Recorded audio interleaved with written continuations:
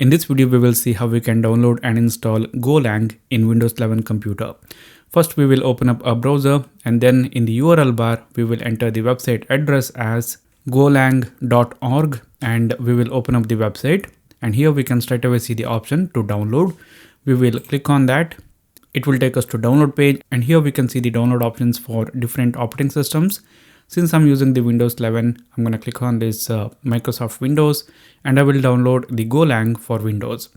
Now once this file is downloaded, we will click on this open file, which will launch the Golang installation window. And here we can click on next, accept the terms and license agreement, and then click on next.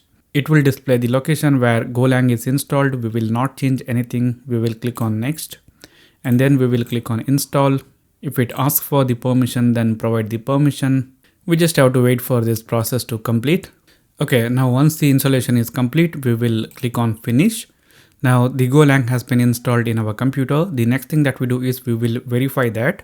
For that, we will click on the start button, and we will search for terminal, and then we will open up the terminal app, and here we will type in the command as go space version and hit the enter key, and you will find the Go version that is installed in your computer.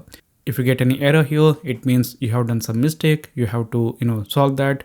Otherwise, you're good to go. So this is it guys for this particular video. Thank you for watching, and I'll see you later in the next one.